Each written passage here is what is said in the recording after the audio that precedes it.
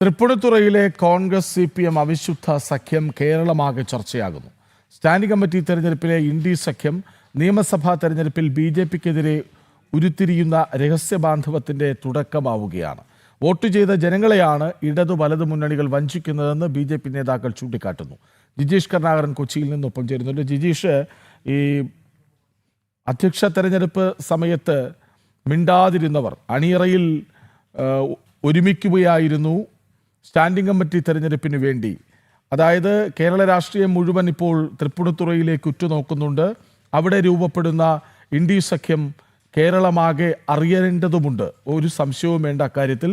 കാരണം ഇത്തരം അവിശുദ്ധ സഖ്യങ്ങളുടെ രൂപപ്പെടുത്തൽ ആർക്കു നേരെയാണ് വിരൽ ചൂണ്ടുന്നത് എന്ന് വ്യക്തമാണല്ലോ.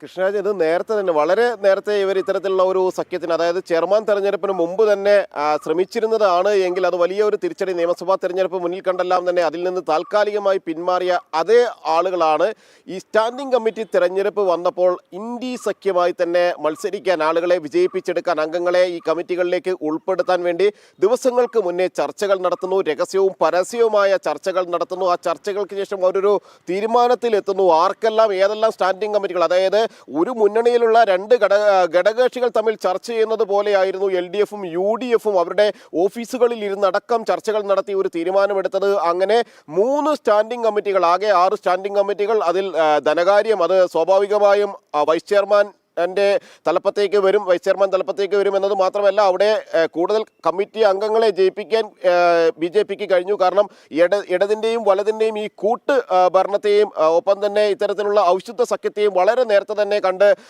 NDA മുന്നോട്ട് പോയി. അതിൻ്റെ ഭാഗമായിട്ടായിരുന്നു കൂടുതൽ ആളുകളെ ഈ ധനകാര്യ കമ്മിറ്റിയിലേക്ക് വിജയിപ്പിക്കാൻ കഴിഞ്ഞത്. എന്നാൽ മറ്റ് 5 കമ്മിറ്റികളിൽ 3 എണ്ണം LDFനും, 20 സീറ്റുള്ള LDF 3 എണ്ണം വീതിച്ചെടുത്തപ്പോൾ 2 എണ്ണം UDFന് ദാനമായി നൽകുക കൂടി ചെയ്തു. 12 സീറ്റ് മാത്രമാണ് UDFന്റെ അംഗബലം. സ്വാഭാവികമായും സംസ്ഥാന രാഷ്ട്രീയ കേരളമാകെ ചർച്ച ചെയ്യുന്ന ഒരു പ്രധാനപ്പെട്ട അവിശുദ്ധ സഖ്യം തന്നെയാണ് തൃപ്പൂണിത്തുറയിൽ രൂപപ്പെട്ടിരിക്കുന്നത്. കാരണം ഇടതും വലതും ഇത്തരത്തിൽ ഒരുമിച്ച് ഭരിക്കുന്ന ഒരു സ്ഥിതിവിശേഷം ഉണ്ടായാൽ എങ്ങനെയാണ് അത് വോട്ട് ചെയ്ത ആളുകളെ, സാധാരണ വോട്ടർമാരുടെ മനസ്സിലുണ്ടാക്കുന്ന ചിന്താഗതി അത് തന്നെയാണ് ഏറ്റവും പ്രധാനമായി മാറുന്നത്. കാരണം LDFന്റെ ദുർഭരണത്തിനെതിരെ വോട്ട് ചെയ്ത ആളുകൾ, അവരുടെ വോട്ടുകൾ UDFന് ലഭിച്ചിട്ടുണ്ട്. സ്വാഭാവികമായും അവരുടെ വോട്ടുകൾ എന്ന് പറയുന്നത് അത് LDFന് എതിരാണ്.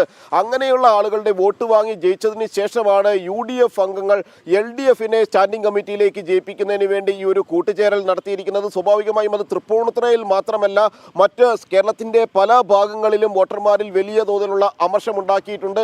ഇത് LDFനെയും UDFനെയും സംബന്ധിച്ചിടത്തോളം വിദൂര ഭാവിയിൽ വലിയ തിരിച്ചടിക്ക് തന്നെയാണ് കളമൊരുക്കുക എന്നത് തന്നെയാണ് രാഷ്ട്രീയകാര്യ വിദഗ്ധരും എല്ലാം തന്നെ വിലയിരുത്തുന്ന ഒരു കാര്യമെന്ന് പറയുന്നത്. സ്വാഭാവികമായും 2 പക്ഷങ്ങൾ മാത്രമായി കേരളത്തിലെ തെരഞ്ഞെടുപ്പ് മാറുമ്പോൾ കൂടുതൽ ആളുകൾ NDA പക്ഷത്തേക്ക് മാറുന്ന ഒരു സ്ഥിതിവിശേഷം ഉണ്ടാകും.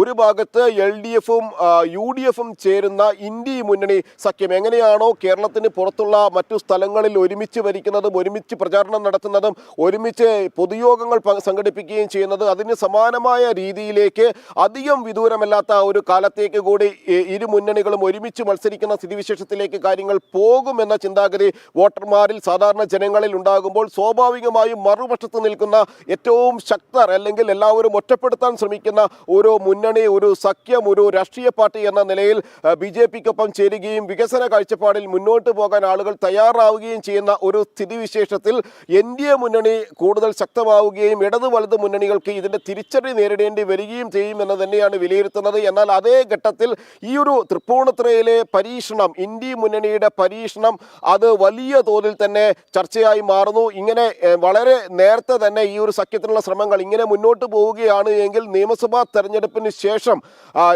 നിലവിലുള്ള തെരഞ്ഞെടുപ്പ് ഫലങ്ങളെ എല്ലാം തന്നെ അട്ടിമറിച്ചുകൊണ്ടും വോട്ടർമാരെ വെല്ലുവിളിച്ചുകൊണ്ടും മറ്റ് സഖ്യങ്ങൾക്ക് LDFും UDFും തയ്യാറാവുന്ന ഒരു സ്ഥിതിവിശേഷം ഉണ്ടാകും. തൃപ്പൂണിത്തുറ നഗരസഭയിലടക്കം ഒരുമിച്ച് ഭരിക്കുന്ന ഒരു സ്ഥിതിവിശേഷത്തിലേക്ക് ഇന്ത്യ മുന്നണി മാറും എന്ന കാര്യം തന്നെയാണ് ഇതെല്ലാം തന്നെ ചൂണ്ടിക്കാണിക്കപ്പെടുന്നത്. 3 സ്റ്റാൻഡിംഗ് കമ്മിറ്റികൾ, ഏതെല്ലാം സ്റ്റാൻഡിംഗ് കമ്മിറ്റികൾ ആർക്കെല്ലാം നൽകണം എന്നത് സംബന്ധിച്ച് പോലും പരസ്പരം ഒരുമിച്ചിരുന്ന് നേതാക്കൾ ഒരു ധാരണയിലെത്തുന്ന, LDFന്റെയും UDFന്റെയും നേതാക്കൾ ഒരുമിച്ചിരുന്ന് ധാരണയിലെത്തുന്നു. അങ്ങനെ വികസനകാര്യവും ക്ഷേമകാര്യവും ഒപ്പം തന്നെ LDFന് വിദ്യാഭ്യാസവും ലഭിക്കുന്നു ഈ സ്റ്റാൻഡിംഗ് കമ്മിറ്റിയിൽ എന്നതാണ് അതിൽ ഏറ്റവും പ്രധാനമെന്ന് പറയുന്നത്. മറ്റ് 2 കമ്മിറ്റികൾ UDFന് ലഭിക്കുന്നു. അങ്ങനെ 5 എണ്ണം വീതം വെച്ചെടുത്തുകൊണ്ട് തൃപ്പൂണിത്തുറയിലെ വോട്ടർമാരെ മാത്രമല്ല സമകാലിക രാഷ്ട്രീയത്തെ കൂടി ചോദ്യം ചെയ്യുകയാണ് LDF UDF മുന്നണികൾ എന്നത് തന്നെയാണ് തൃപ്പൂണിത്തുറ നൽകുന്ന ഒരു പാഠവും പുതിയ ചർച്ചാ സംഭവവും വിഷയവുമായി മാറുന്നത്. ശരി, തൃപ്പൂണിത്തുറയിലെ കോൺഗ്രസ് CPM അവിശുദ്ധ സഖ്യം കേരളമാകെ ചർച്ചയാവുകയാണ്. സ്റ്റാൻഡിംഗ് കമ്മിറ്റി തെരഞ്ഞെടുപ്പിലെ ഒത്തുകളി ഇന്ത്യ സഖ്യം രൂപപ്പെട്ടത് കേരളമാകെ കാണുന്നുണ്ട്. അത് നിയമസഭാ തെരഞ്ഞെടുപ്പിൽ ഒരു വലിയ ചർച്ചാ വിഷയമായി മാറുകയും ചെയ്യുമെന്ന കാര്യത്തിൽ സംശയം വേണ്ട. വിവരങ്ങൾ നൽകുകയായിരുന്നു ജിജീഷ് കരുണാകരൻ.